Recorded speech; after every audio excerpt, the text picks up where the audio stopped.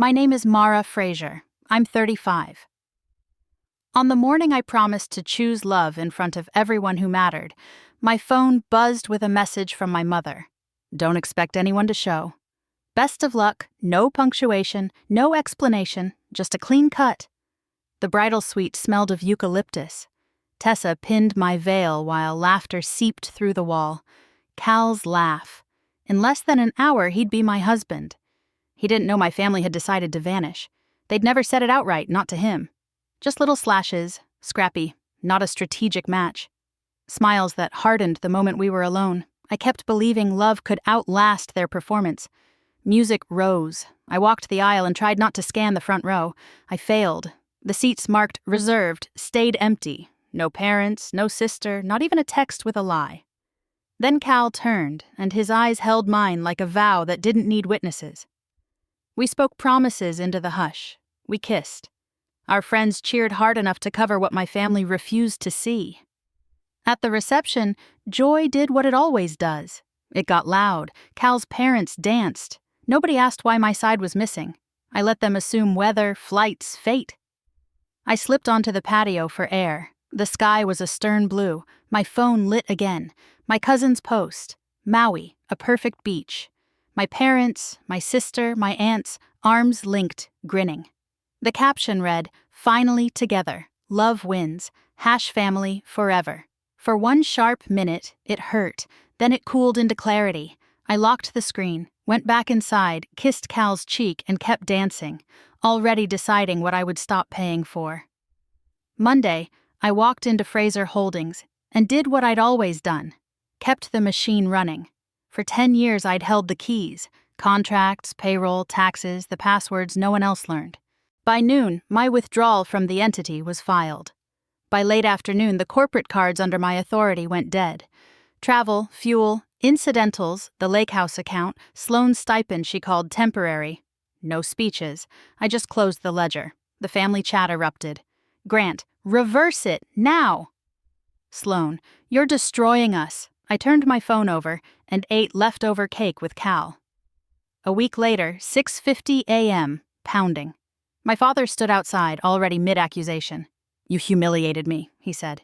You stranded us. You skipped my wedding, I answered. He called it one event. He reminded me who built the company, who made me, like gratitude was a leash. I waited until he needed air. Ledger's close, I said. If you want my shares, buy them back at market value, up front. Until then, my name is off everything. His hand shot out to stop the door. I shut it anyway.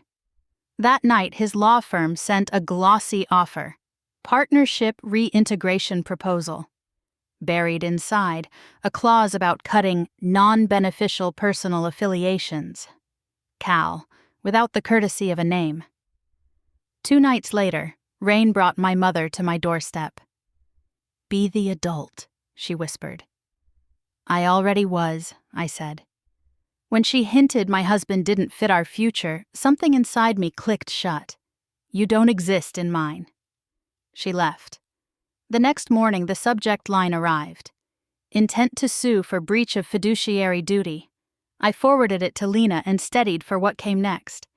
Lena called before I'd finished my first cup. They filed loud, she said. But their fingerprints are everywhere. You kept receipts? I kept everything, I said, surprised by the steadiness in my own voice. In her office, she slid the reintegration proposal toward me and tapped the buried line about non-beneficial affiliations. This is them trying to bargain your marriage, she said. Judges hate leverage like that. Weeks unspooled. Vendors called me out of habit. I redirected them to Grant's team. The lease payment failed. A lender emailed urgent. I forwarded it to Lena and closed my laptop. I didn't sabotage a thing. The infrastructure simply stopped obeying people who'd never learned how it worked. Mediation came fast. Grant arrived in a suit that smelled like expensive anger. My mother sat rigid beside him. Sloan stared at her hands. No one apologized. They spoke about brand harm and family unity, as if my wedding had been a scheduling error. When it was my turn, I didn't argue. I placed a folder on the table, the Maui photo time-stamped against my ceremony, the clause aimed at Cal, my withdrawal filings, the audit trail that proved I'd acted cleanly. "I'm not here to punish you," I said. "I'm here to be free." The judge dismissed their claims and ordered a buyout of my shares at market value, wired within 30 days. Grant's face went blank, like a screen losing power. On transfer day, Cal and I loaded 2 bags into the car and drove until the air tasted like salt. We ate fish tacos on the hood and watched the ocean erase the horizon. My phone stayed off. For the first time, silence didn't feel like absence. It felt like mine.